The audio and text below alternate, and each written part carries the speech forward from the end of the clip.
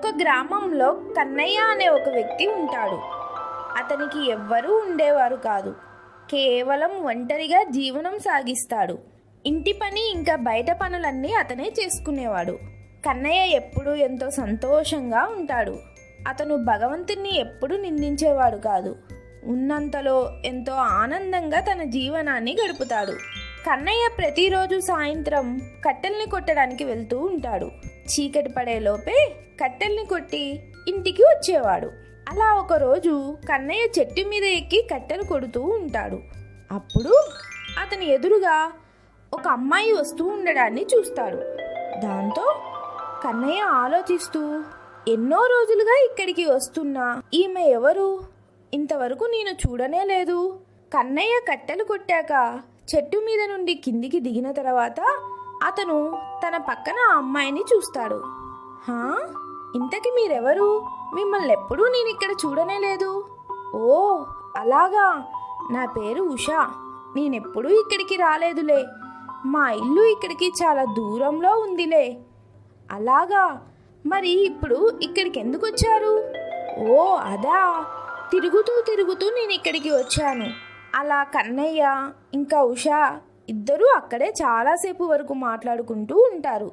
మాటల్లో పడి వారు చీకటి పడుతుందన్న విషయాన్నే గమనించరు. అయ్యో, మాటల్లో పడి మర్చేపోయా. చూడు, చీకటి పడింది. ఇక నేను వెళ్ళాలి. నేను మిమ్మల్ని రేపు కలుస్తాను. కన్నయ్య ఉషాను కలిసి మాట్లాడినందుకు చాలా ఆనందంగా ఉంటాడు. మరుసటి రోజు కూడా కన్నయ్య కట్టెలు కొట్టడానికి వెళ్ళినప్పుడు అప్పుడు కూడా ఉషా వస్తుంది.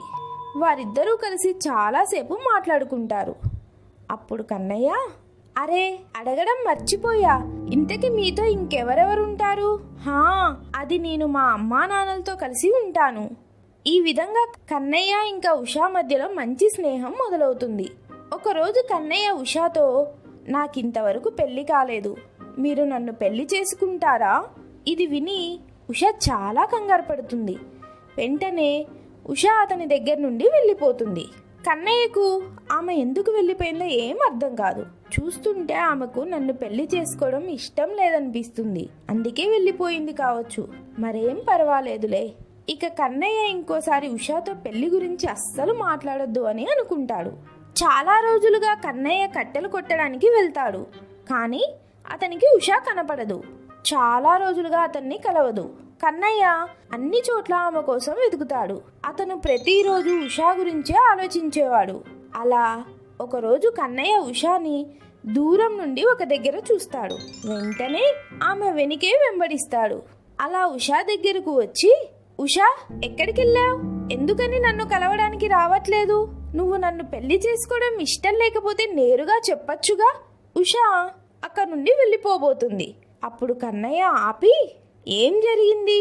నువ్వెందుకు నాతో మాట్లాడడం లేదు? అప్పుడు ఉషా కన్నయ్య వైపు చూస్తూ, నేను నిన్ను పెళ్లి చేసుకోలేను. ఏ? ఎందుకని? ఎందుకంటే నేను మామూలు అమ్మాయిని కాదు, నేనొక నాగిని.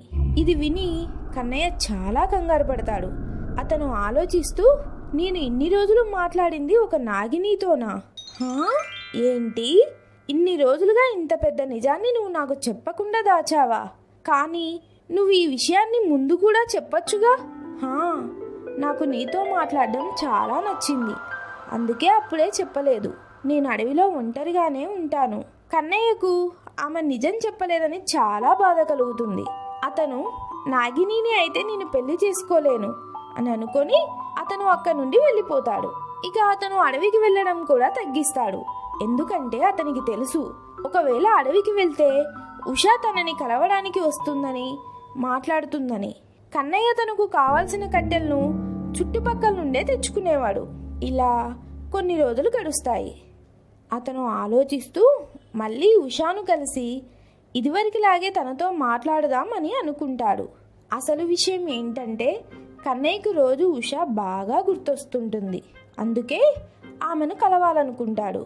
ఇక్కడ ఉషాది కూడా ఇదే పరిస్థితి. ఆమె కూడా కన్నయ్య గురించి ఆలోచిస్తూ ఉంటుంది. ఇక కన్నయ్య ఆలోచిస్తూ, చాలా రోజులైందిగా, ఉషాని ఒకసారి కలిసి వద్దామనుకుంటాడు. అలా అతను అడవికి వస్తాడు. ఉషా కన్నయ్యని చూడగానే అక్కడికి వచ్చి, ఇన్ని రోజులుగా నువ్వెందుకని అడవికి రాలేదు? హా, నేను అన్నీ మర్చిపోదాం అనుకున్నా, కానీ అలా నా వల్ల కావడం లేదు. మళ్ళీ మనం పెళ్లి చేసుకోవడానికి ఏ మార్గం లేదా? నేనొక నాగిని. ఒకవేళ నేను ఒక మామూలు మనిషితో పెళ్లి చేసుకున్నట్లయితే నాకున్న మొత్తం శక్తులు నా నుండి వెళ్ళిపోతాయి. ఓ, ఏంటి నిజమా? అలా అయితే ఇంకెప్పుడు నిన్ను అడగనులే. అప్పుడు ఉషా, నాకు కూడా నిన్ను పెళ్లి చేసుకోవాలని ఉంది. అందుకే నా శక్తులు పోగొట్టుకోవడానికి తయారయ్యే ఉన్నాను. నేను కూడా నీలాగే ఒక మామూలు మనిషిగా అయిపోతాను. దాంతో కన్నయ్య ఇంకా ఉషా ఇద్దరు పెళ్లి చేసుకుంటారు. ఇక ఉషా ఒక మామూలు మనిషిగా మారిపోతుంది. ఆమె కన్నయ్యతో కలిసి ఎంతో సంతోషకరమైన జీవితాన్ని గడుపుతుంది. వారిద్దరి వివాహమై కొన్ని సంవత్సరాలు అవుతుంది. వారికి ఒక కూతురు పుడుతుంది. వారు ఆమెకు మీనాక్షి అని పేరు పెడతారు. కన్నయ్య ఇంకా ఉషా ఇద్దరు వారి ఊరిలోనే ఒక పెద్ద జమీందారు గారి ఇంట్లో పనిచేస్తూ ఉంటారు. అలా వారు వారి జీవనాన్ని నడిపిస్తుంటారు. కన్నయ్య ఇంటి పక్కనే మాధవ్ అనే వ్యక్తి ఉంటాడు. వారు జమీందారు ఇంటికి పనికి వెళ్ళినప్పుడు తన కూతుర్ని మాధవ్ దగ్గరే ఉంచి వెళ్ళేవారు.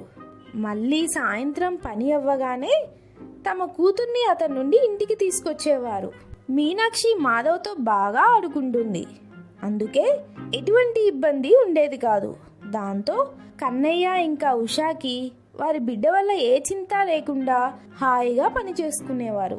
కొన్ని నెలల వరకు అంతా బాగానే ఉంటుంది.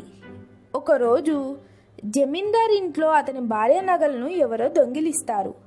జమీందారుకు కన్నయ్య దంపతుల మీదే అనుమానం కలుగుతుంది. అప్పుడు జమీందార్, మీరిద్దరూ కలిసి నా భార్య నగలను దొంగిలిస్తారా? చెప్పండి, అవి ఎక్కడున్నాయో. అయ్యో లేదయ్య గారు, ఆ పని మేమెందుకని చేస్తాం? అవునండి, మేము ఇంతవరకు ఎవరి వస్తువులను దొంగిలించలేదు. ఇక చాలు, ఆపండి. ఇంకెన్ని అబద్ధాలు చెప్తారు మీరు? ఒక పని చేయండి, వీళ్ళని ఒక గదిలో బంధించండి. వీళ్ళు నిజం చెప్పే వరకు వీళ్లకు తిండి నీళ్లు ఇవ్వకండి. జమీందార్ కన్నయ్య దంపతుల పట్ల చాలా మూర్ఖంగా ఆలోచిస్తాడు. వారికి రోజు ఆహారం నీళ్లు ఇవ్వడం మానేస్తాడు. జమీందార్ వారిద్దరూ ఎక్కడికి పారిపోకుండా ఉండటానికి కాళ్ళకు చేతులకు సంకెళ్లను వేస్తాడు. వారిద్దరూ ఎటువంటి దొంగతనం చేయరు.